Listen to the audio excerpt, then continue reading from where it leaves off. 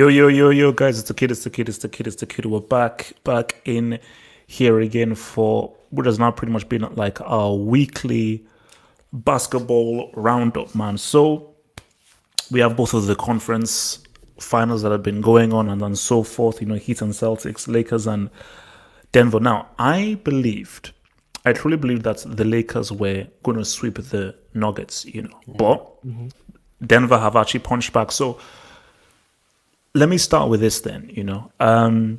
Do Denver have a realistic chance? Jokic playing how he's playing, Murray playing how he's playing, the mental strength they have from always being able to fight back. Do you see a scenario where they could potentially do something? Yeah, for sure. And it's not Really? even about Murray or Jokic. It's more Coaching. about not even coaching. It's about LeBron looks different. LeBron in the last two games, those fourth quarters, LeBron did not have his legs. LeBron is in his 17th season and he looks human. If you go back and watch LeBron in the 2018 Wait, finals, wait, wait, wait, wait. Did he score 30 points this last game? watch the game. Don't be a stat merchant. Watch the game. Watch the game. LeBron can get 25, 7, and 7 in his sleep. Yeah, But it's no, yeah. about the impact at the end of the game. It wasn't there. He's slowing down. And also just the Nuggets have a better team. The Lakers have two top 5 players in the NBA, but Yeah. the Nuggets have a much better team, and the team can keep them in it for sure. Oh, no, because I think that was what. Because again, like I wasn't able to watch the whole game and stuff, but Mhm. yeah, I don't even always watch much. But I was just looking at the highlights and just people's reaction. I think that's what they were saying was because again, most of the times, all you need is just one or even two guys, and that can see you through. But I just think that's what Denver are doing. What you see for Denver is it's a very deep team and it's a very well coached team. Mhm. And I just think that they're using that because, and again, I'm thinking that Malone's tactics is if we somehow nullify the threat of LeBron and Davis, just sort of like soften their blow. They're going to hit us, but just soften the blow from them. Rondo, Kuzma, Morris, these guys are not really going to like hurt us in the way that Bron and AD can. So Mhm. my thing is, if you're the Lakers, is it pretty much about if the supporting cast shows up, it's essential, or are they going to be like, nah, AD and LeBron, they'll just ride us through? No, if LeBron was LeBron from 2018, all you would need is LeBron and AD, and you'd make it through.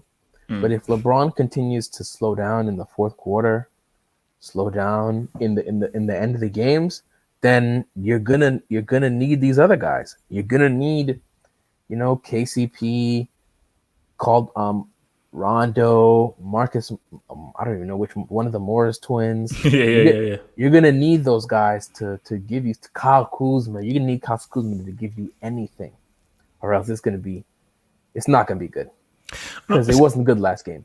I Like mean, no, it shouldn't even have been that close. no, but my thing is, I just think that whenever I just watch these series, it's ebbs and flows. It's ebbs and flows. There's not really a thing like a team can get blown out in one game and then Yeah. come back and just make adjustments and just look amazing in another game. So it is very hard to say, oh, which team is winning, which team is doing well, because games can just be literally a game two and a game three can literally be like night and day. But my thing is that I still feel the Lakers are still gonna win this because I just, it's maybe just like a mental thing. I think that Clippers are the Clippers, but I still think that even if they don't want to admit it, I just think right down subliminally, there might still be an inferiority complex. That even if LeBron is not LeBron, he's older and so forth, people are like, it's still LeBron. So I don't think that the Denver, I mean, maybe I'm wrong, but I don't think Denver have as much belief that they can realistically, they can say it. Do they really believe they can beat the Lakers? Hell yeah, That's the they thing. do. They believe so. That's the thing. What I saw from Jamal Murray yesterday was like cementing what I thought. They lost a 20-point lead in the matter of like 4 minutes. It was down to like 9. And Jamal Murray was like, no. Another young team would have crumbled to the ground. The Dallas Mavericks, if you watch the Dallas Mavericks this season, they would have crumbled to the ground. Any other young team, they would have crumbled. They literally said, no way. No way. They're not losing. And Jamal Murray just went crazy, man. Crazy. So let's even talk about Murray and Jokic. But first of all, like Murray, like where would you sort of rank him? So if we're just looking at like tiers as of right now, just like based on what he's done in the playoffs, like tier three, upper tier three, tier two, upper tier two, like where would you really rank him? So is it a case of where basically, let me just liken it to for football a bit. It's like Fabio Grosso at the '06 World Cup. Literally, that is all we know of him was how amazing he was at the World Cup. Didn't have a club career, didn't even have anything else. All he did was that. So is this a case of where this is just Jamal Murray at his very best, and afterwards we're not going to hear about him to this level? Oh After no, this players are done. Jamal Murray, one, Jamal Murray is only 22 years old.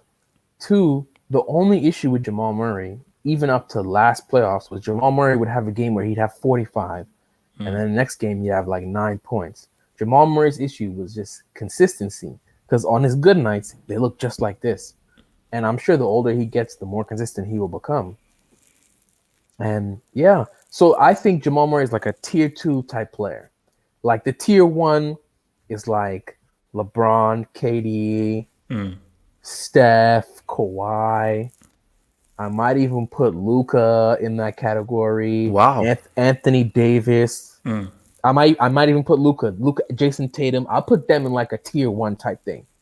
Jamal Murray's a little bit underneath. Oh, Dame is also tier 1. Tier 2, I'd put Jamal Murray in that tier. I'd put somebody like Trae Young. I'd put Bam in tier 2. Jimmy Butler in tier 2. That level. He's on that level. Yeah. And what about Jokic? Is a weird player. Nah, man, he's special, man. Special. Basically, again, it's like I don't know what that says. It's like literally, Jokic is a perfect example of don't judge a book by its cover. Special, man. Because when I look at him, I'm like, this dude just looks like one of like my Russian friends back in school who He's special, man. But it's like you look at me like this guy can't do any sports. But when you just look at his footwork, his passing, his intelligence, his distribution, just his IQ, I'm like, what I'm looking at makes no sense at what I'm actually seeing on the court, man. So, like, I mean, how do you rate or how highly do you rate Jokic? Again, if we're looking at this whole European thing, do you put Jokic over Luka, or you just say Luka is the better player over Jokic? Because for me, Jokic seems more impressive. Like Luka is like, wow, fourth quarter and everything. But just in terms of basketball dynamics and ingredients, I just think there's more to Jokic's game than there is for Luka. The thing is, I'd look at Luka as more like he is less rare, because Luka said his favorite player is LeBron, and you can see the elements of Luka. Luka's doing like a LeBron impression, the passing, the attacking the rim, being 6'7", a similar style to what a young LeBron is. He has a little bit less athleticism. Jokic is so like unique. Like I remember somebody saying the closest thing to Jokic is like Magic Johnson, and that's so crazy because it's like that's who he plays like Magic.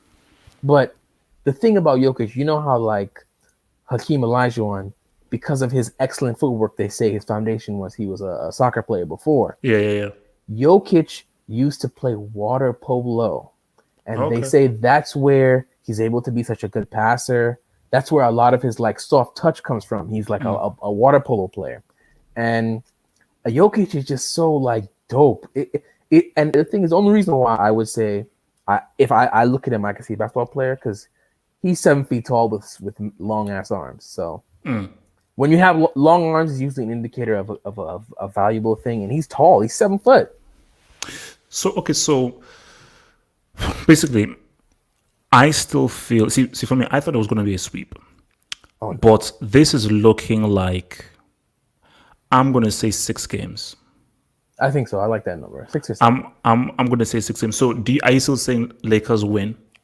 I think, or do you think Denver are going to somehow surprise them? I think Lakers win because LeBron and AD. AD, man, it's AD. If AD does not, AD had 2 rebounds. If AD does not wet the bed, they're gonna win. But yeah, I think LeBron and AD are just so much better than Murray and Jokic. Even though Murray and Jokic are phenomenal, LeBron James is an all-time great, and Anthony Davis might be the most talented player in the NBA. So especially if let's say you're the Denver coach, like how do you stop an Anthony Davis, or is it a case of like he has to beat himself? He has to beat himself. He So can do too so much. so literally, there's no stopping him. He can do, he because Anthony Davis is an elite finisher at the rim. He's an elite mid-range shooter, He can and he shoot. Yeah, he can and shoot the and he ball. can He can step out onto rebound. the He can three. defend. He's tall. Exactly, and if he's not getting it, he can just play garbage ball where he can just grab offensive rebounds. He can do the junkyard thing. He can do the finesse thing. He can do the power thing. Anthony Davis is that's why he was the number one draft pick. That dude is one of the most talented.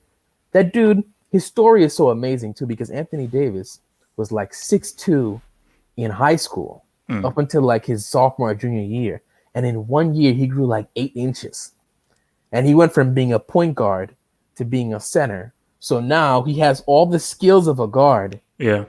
but he just magically grew like 8 inches in a year. You know, that's the type of that's why he's so special. He's so special. Okay, so let's look at the Celtics He Heat series. For me, I think this is I personally prefer this series to this Denver Lakers series because even if Denver have done well, it just feels like if it's really David against Goliath, Heats against Celtics, like no, it's a this is toss up. it's like very well matched. Even if though I still feel that Heats have the edge. So obviously they're going into this game right now. So how are you seeing this series? Because for me, Heat just have. Is even when I watch them, like these games are close. They're very exciting to watch.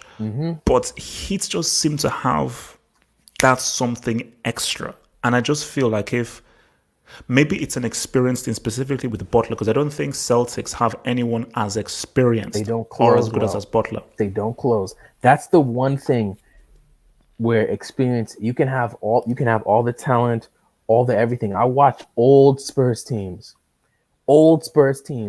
where Tim Duncan was on his last legs, and they would still beat teams like the young Stephen Curry. They'd beat teams like the young Clippers. They would beat teams because they knew how to close. Old teams with experience that know how to finish games and finish series. And with this team, the Celtics, I think the Celtics are probably the most talented starting five in the NBA. No, no, no. I love Left, Jason Tatum, man. love I don't. Jalen Brown. I think they're probably the most talented starting five left, but I think there's no way they could beat the Lakers. Simply because, and I tweeted, I was like, LeBron would beat the Celtics simply from the neck up. Like he wouldn't have to exert any type of crazy athleticism. LeBron up here is on a different level than the Celtics, and you No, no, see it no, no, every no. game against the Heat. Basically, if Celtics had like a superstar experienced player, I think nobody beats them.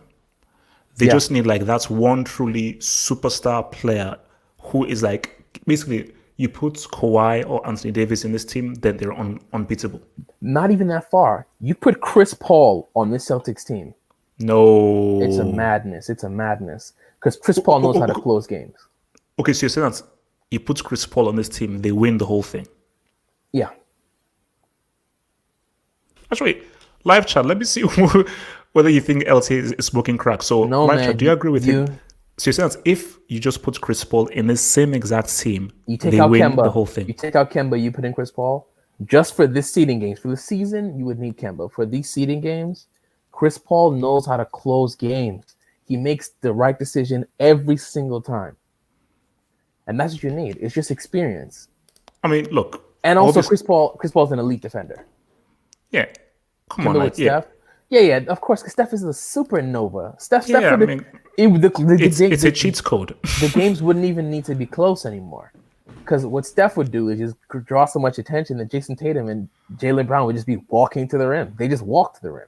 So, okay, so do you see, because I was going to say 6 games with the Heat. Something tells me this Celtics will push them to 7. So I'm feeling 7 games. So and I think this game is key. I think if the Heat win so this is game 4 they're about to play. So if Heat win game 4, it goes 6. If Celtics square it up, Heat will win in 7. That's how I'm seeing it.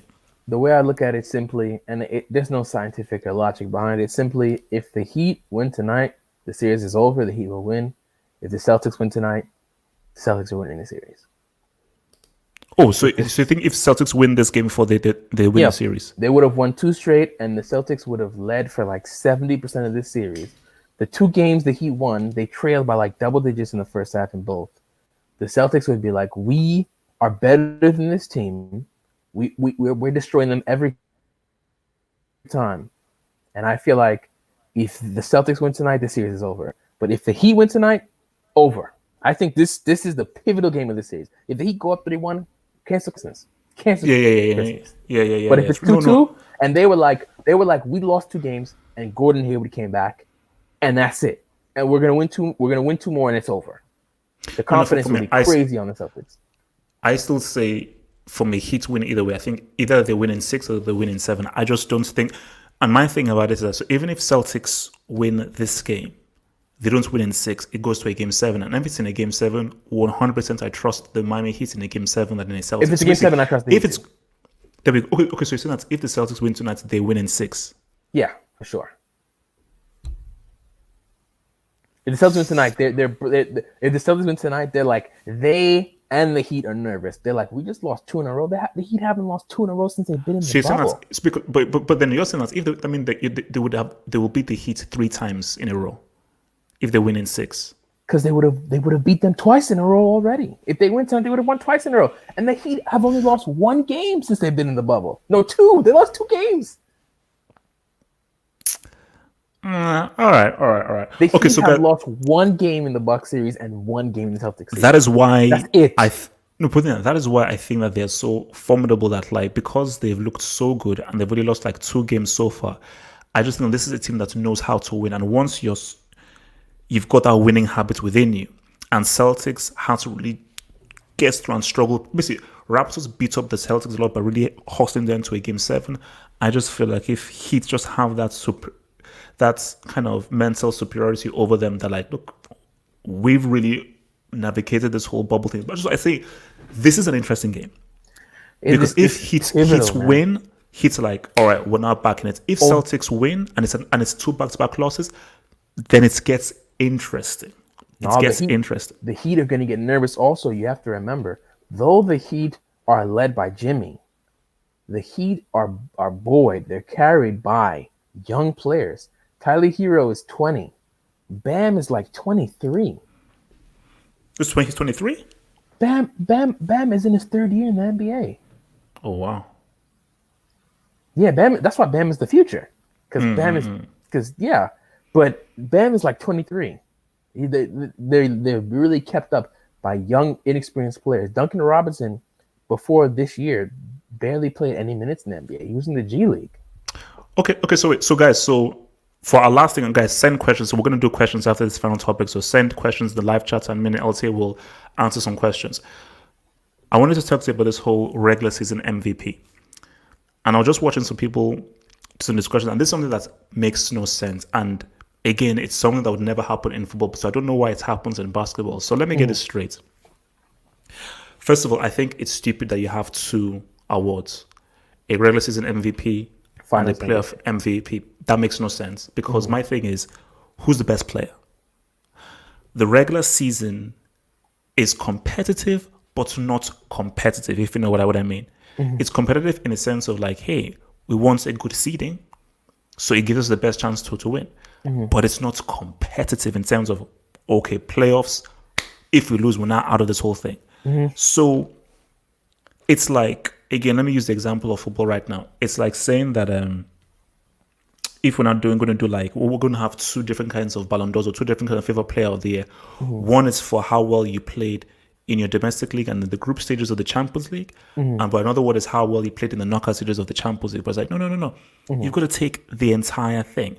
How consistent were you taking the regular season and the playoffs combined? Because this is the issue. So you give it to Giannis. And even, because I was even thinking to myself, wait a minute, we just saw the Bucks get embarrassed. And we just saw Giannis just look again really bad. He got hurt. In his defense, he got hurt. But my thing is that this just shows the issue with the award, because it's like, no matter what happens, a guy is receiving the award having just lost a playoff game and having been knocked out of the playoff game. It makes sense where Let us finish everything, including the real competitive stuff. Who was the best player? Looking at the regular season and in the MVP, because basically, put it this way, maybe you'll know better than me. Why do they even separate it to begin with? Why the separation of regular season and playoffs? I think it's an older concept because at one point the NBA didn't have as many teams as they do now, so it was less teams, less games. So the games mattered more at one point. Like at one point, the league didn't have these level of contracts, and people do think that the league has too many games. That's probably the issues as well. They expanded it too far, where on a night to night basis, one game does not mean as much as one game in the playoffs. So guys will conserve their bodies and all that and all that. But it's come from an older time, but they just brought it over. But I understand what they're trying to do. They have TV contracts that they try to sell. You're selling a TV contract for 82 games of competitive basketball. If they say to you that you're only going to get an award if you get to the NBA Finals, a lot of guys are going to do what Kawhi did and barely played in the regular season. Come in and out, not show up when there's games on ABC on a Sunday. They're just like, nah, I got to rest my knees. You want the consistent competitiveness as though it's like the NFL or it's like the Premier League where every single weekend it means something. And you want every game to mean something, so you reward them for consistent effort through the regular season. The playoffs is just a different animal because it's the better teams. It's less teams, so the competition is stronger, and it's all the good teams playing each other, And I understand why it's an issue, but it makes sense to me because it's such a large body of work, Okay, The playoffs are so small compared to the regular season. but then how valuable do players really value a regular season MVP award? Is it something that a player really values?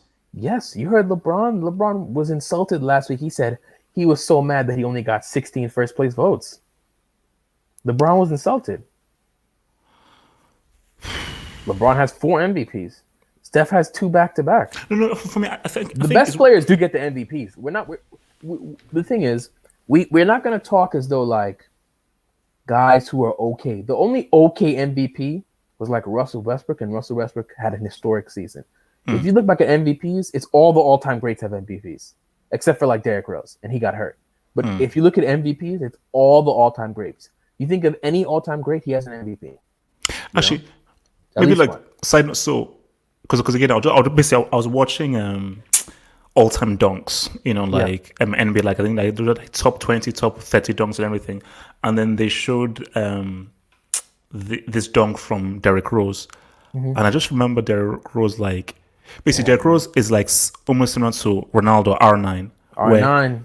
If this guy was, because I remember when he was really coming through, because I was like, the guy, just basically the kind of talent and energy and electricity that I saw with Derrick Rose was similar to R9 in terms of just the kind of electricity that this guy had. And I really believe that basically it is a direct parallel. I feel like if he was pushing his body so much, doing so crazy that I just think that his body couldn't take the intensity. Because even when you look at like how he dunked, it's like this guy jumps using every muscle. It's like boom, and his body's like flailing. It's and like so. I'm basically it was so amazing to watch his athleticism and everything that just that we were robbed off of probably an extremely unique player. So my question is that if let's say Derrick Rose never got injured and he just kept on progressing. 2 questions. Do you think he wins? How many rings do you think he wins with the Bulls? Where do you think he would rank if he just kept on progressing with his talents? Well, the hard thing about Derrick Rose is that in his prime he was amazing, but if you looked at his numbers were similar to Russell Westbrook's around that same time. So you would look at him as similar to a Russell Westbrook, except what he has improved on. Derrick Rose has gotten better at shooting. So if Derrick Rose has the shooting he has now, the playmaking he has now, with the athleticism he had then, that's like a multiple-time MVP That's somebody who can lead you to like a championship. But the only thing is, you saw the limitations of Derrick Rose. Derrick Rose in his prime lost to the Miami Heat because you saw LeBron James guard him. And the issue in the playoffs is always, if you're a guard who attacks the rim, if you're not 6'8", 6'9", it gets more and more difficult to do that. When you're 6'1", 6'2", like Derrick Rose, but it's then tough. who was his help though when he faced Miami? He's like, who was on his team that could Yeah, help Rose? yeah, that's true. It was a mismatched team, but I'm just saying, Derrick Rose in his prime would be amazing, but I don't know if he'd be the best player in the NBA because the jump shot. And if you see in the playoffs how they treat people who are not great shooters, it's disrespectful. It's really, they expose people who can't shoot. The playoffs really gets aggressive with people who can't shoot. So actually, so just on this thing, and we'll go to questions. So if you're Giannis right now, what do you think is going through your head? So is this back-to-back regular season MVPs? Back to back, dominant regular seasons. So my thing is, if you're Giannis, are you happy or are you like, it's sort of bittersweet in terms of, I've got these things back to back, but I've yet to really make an impact in the playoffs. So it's sort of like, I should still be happy based on just what I've done with regards to like how many people have gone back to back MVPs. But at the same time, what really solidifies your legacy as a player is what you do in the playoffs and the ring. So should he be happy, satisfied, unhappy, confused? Because you're like, okay, how many times has a back-to-back regular season MVP never sniffed a conference finals or even an NBA finals? Steve Nash. He won Steve back-to-back? Nash. Steve Nash won back-to-back MVPs. So this is when he was with the Suns. Yes, that's when Steve Nash was amazing. Oh, wow. And Steve Nash never made the finals So he never made the finals ever in his career? in his whole career. Never been there. So even when, so okay, because he went to the Lakers when they were sort of on their dip. That's when his back was finished, when Dwight's back was injured, and when Kobe had torn his Achilles that year.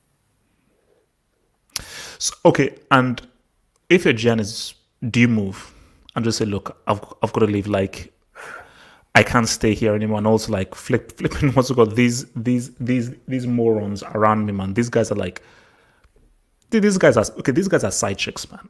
These guys are just around our side chicks. Listen, man, I said it on the preview before. I said Chris Middleton is the reason why Giannis is not going to win anything, because Chris Middleton is paid. Who is he? Chris Middleton is paid like a max player. He has a max contract. He's paid like he's a tier 1 player. When Chris Middleton may put up tier 1 stats in the regular season, but Chris Middleton is more like a tier 3 player, being played like a tier 1, and he's in the role of a tier 1 or 2. And it's just not good enough. The team is not good enough. They should have kept Malcolm Brogdon. But I think that Giannis needs to go see Hakeem. All the great players, when they couldn't get past the hump, Kobe, he went and saw Hakeem Olajuwon, improved his footwork. LeBron, after 2011, he went to go see Hakeem. Giannis cannot continue to play a game of purely force. He needs to develop a finesse game. And Hakeem also Olajuwon, in his prime, was one of the most athletic dudes in the NBA. But he didn't win a ring until he got older, and he was able to have the athleticism and the elite finesse. The elite finesse. No. That makes me proud, because see, the other thing with Hakim, because I remember when I was, this is when I was just very naive. So I remember when I was living in Nigeria, and obviously it was like a massive thing in Nigeria when he went to the finals and he won. Yeah. But then I remember like reading the newspaper where it said that he was not going to become an American citizen, and I was like, oh my gosh, this guy is such a traitor and everything. Blah, blah, blah. But then like I was really young, and I didn't understand things and everything. But it's like, like it's like, even when you just hear people talk, they say about how this guy was a game changer in terms of what a center and a big man could do and how he could affect the game.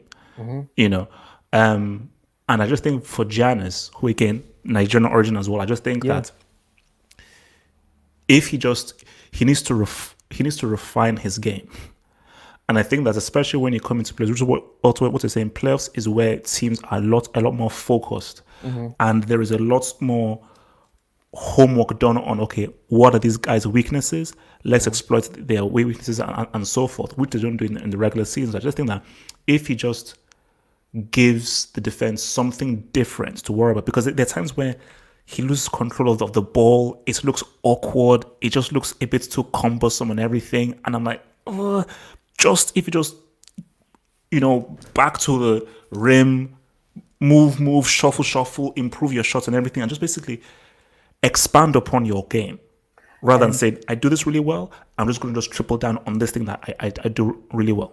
And the thing that with Giannis that is so like weird is that if you look at the history of like great foreign-born players, they usually aren't people who come from a specializing background. Usually international stars, whether they be from wherever, they usually have another sport as a part of their lexicon to reach from. And that's the weird thing. I'm like, don't they play football in Greece? Giannis should have way better footwork, because that's why Hakeem said his gift was, I have great footwork because I wanted to be a football player. Tim Duncan, he said he was a swimmer, an elite swimmer before he got into basketball. And I feel as though if you look at somebody like Giannis is looking like an American player, because they speak about how a lot of American kids, they are specializing where their parents make them only play basketball from age 2 to 22. And oftentimes it limits how good they can be because you're not training all the aspects of your development as an athlete. And Giannis, he doesn't look like he played anything as a kid. If Giannis had any type of football foundation, his footwork wouldn't be so sloppy. It wouldn't. You look at any other Euro star, foreign-born star, African star. Look at Pascal. Pascal Siakam was raw from Cameroon, sorry. But at least Pascal had footwork. Joel Embiid is like 3 inches taller than Giannis. But he still has elite footwork because most people coming from Europe and Africa, their main sport is football. And it's like, what was Giannis doing in Greece? That's the most shocking part. Is his lack of footwork is crazy, man, crazy. Okay, so let's answer a few of these questions. Do you guys think AD has a fair shot of winning Finals MVP this season? No, if Lakers win, he wins the MVP. He's getting it. What? Yeah. If Lakers win, that's his trophy.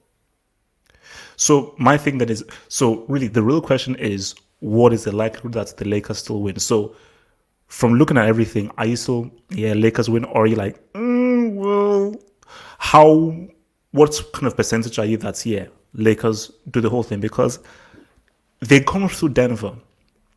Heat will be a very interesting series. They'll destroy the Celtics. They're stomping both of those. Stomping? Stomping. LeBron is too intelligent for those Eastern Conference. I really do believe. No, that's not true because it's all these teams are flawed. So the Lakers won't stomp anybody out. But I just think in the end, if LeBron gets through the Nuggets, they're gonna beat the Heat of the Celtics.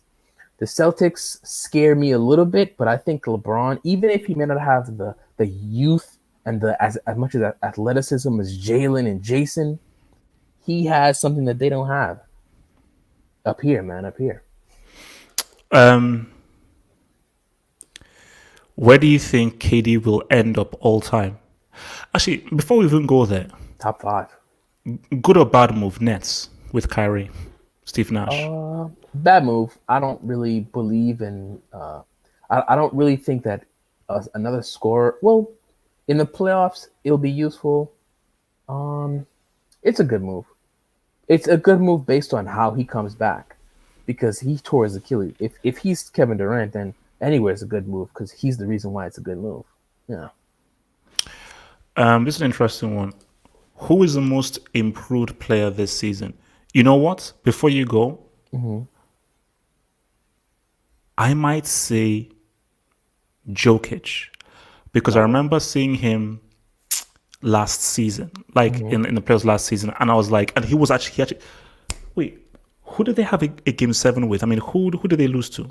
Blazers, Portland Trail Blazers. Yeah, because I remember that was like a really, really good series because of the channel I was doing a great series, and Jokic was big then. But I really feel that his overall influence on the team is even greater than it was back then. Mm-hmm.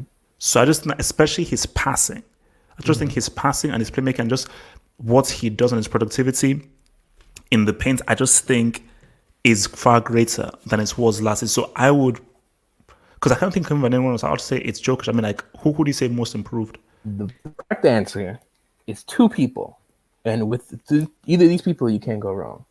It's either Duncan Robinson on the Miami Heat, because Duncan Robinson went to a guy who really he looked like he shouldn't, but he didn't belong in the NBA, to the third best shooter in the NBA and probably like a top 5 shooter of all time. That's how good Duncan Robinson is right now.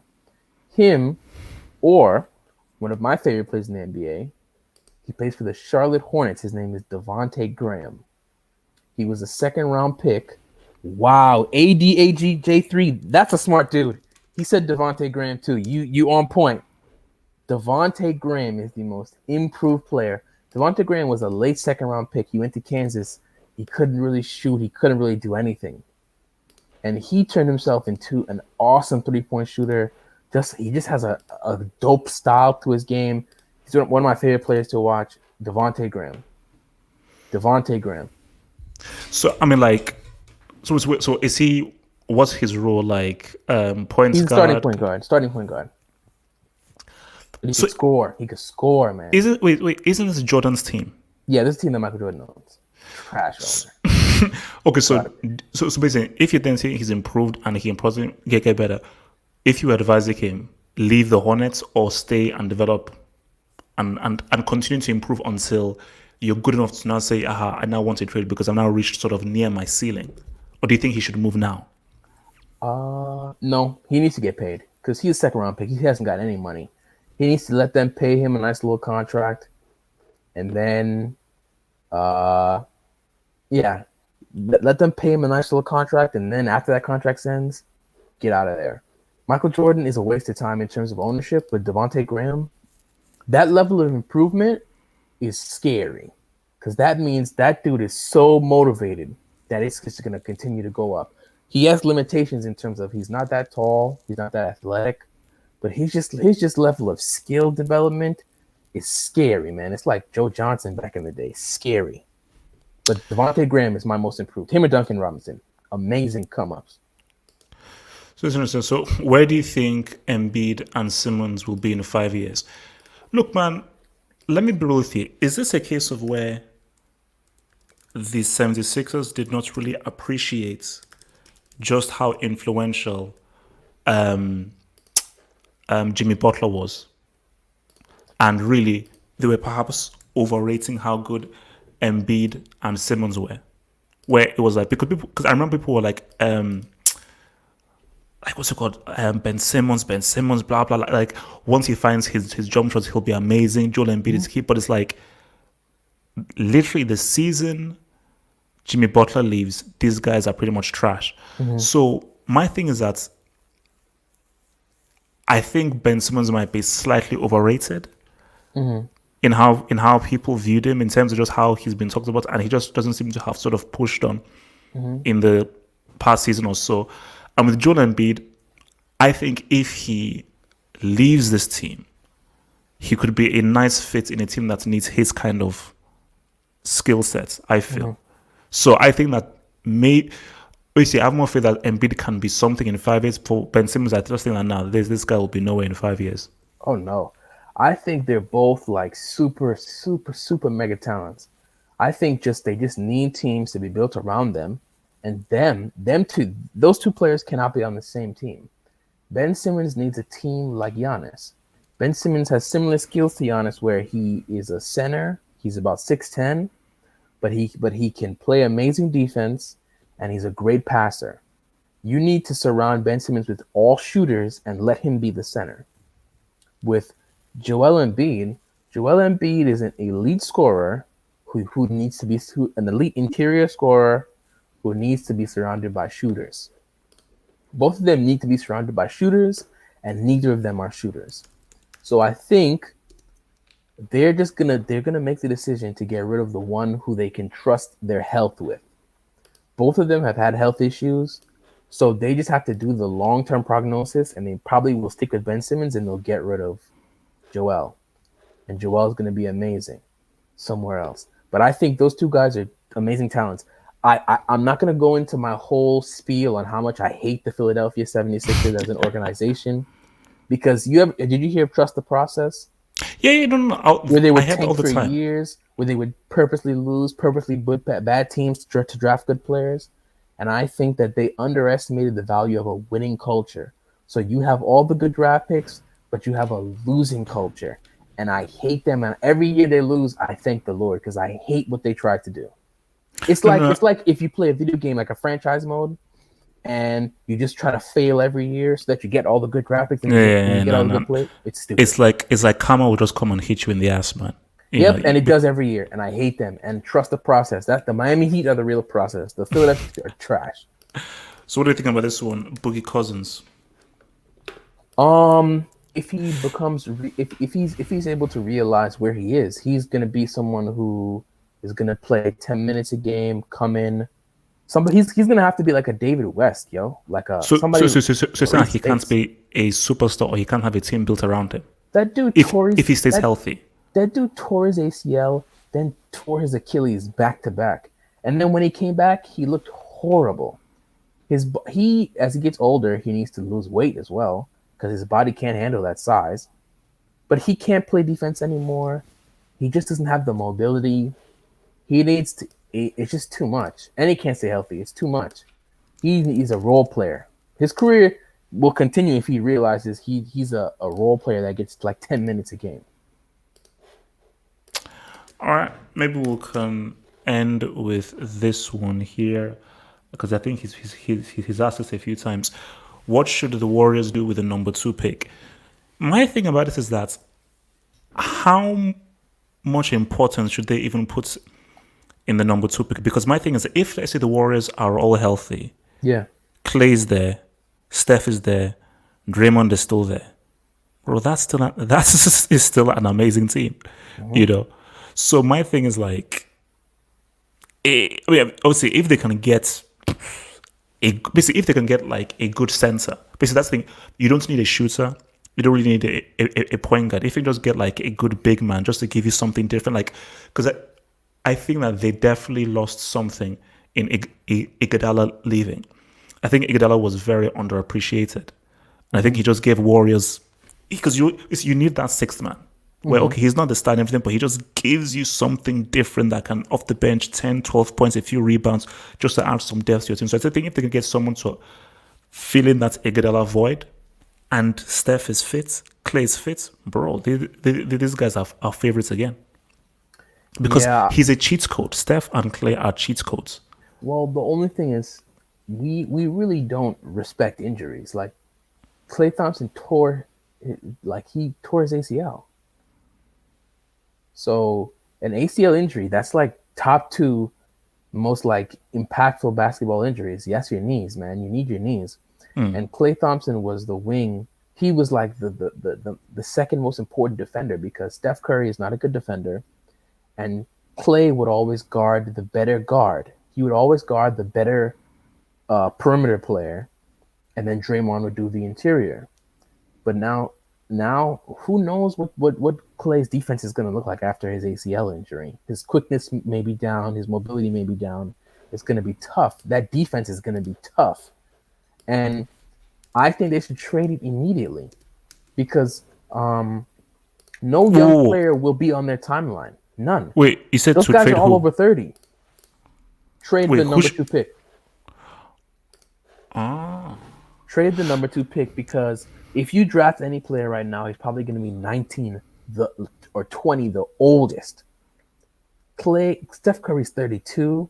I'm pretty sure Klay is in that range as well, and I'm pretty sure Draymond. Those guys are all over 30. No player is going to be good enough right away to match their timeline, unless they just strike gold like some Donovan Mitchell or some Luka Doncic stuff, something random like that. So, which Jason Tatum stuff, which is rare. So what you need to do is trade it and just surround these 3 guys with good NBA players and have a deep roster. The top heaviness is why all of them got hurt in the first place. Having four good players and everybody else trash, the minutes load on your body is no good. So I think like you bring in people like Rudy Gay, bring in some other decent NBA players, get a good center who can protect the rim, get some more shooting and defense, a 3-and-D wing, balance out the team. So do you think the Warriors, that whole dynasty, that run is done, or do you think they can actually win it again? They can Because sneak in one, but they're not a dynasty anymore at all. my thing is that if Steph and Clay are healthy, what team is beating them? If okay, fair enough. Even if Clay may not be like 100% from what he is, but if their shooting is still there, what team is really beating? Because we've seen that the Clippers, these guys are nothing. Do the Celtics, Heat, Lakers, Nuggets, whatever, do they have the ingredients to stop the firepower that these guys have if they're healthy? That's my question. The way I look at it is, if they're healthy, they're still not in a time warp. Time is moving. Father Time is still moving. These every the best Steph Curry game is yesterday. The best Klay Thompson game is yesterday. Every single day, these guys are getting older. So it's not about them shooting. Dirk Nowitzki can shoot until the end of his career, but the quickness, the mobility, these things negate the value of you just being a shooter. The reason why the Warriors were amazing was because the Warriors were also an elite defensive team, one of the best defensive teams in the league every year, a monstrous defensive team with elite shooters and guys who were quick, like Steph. Steph may not be like an elite athlete, but Steph is quick as a cat.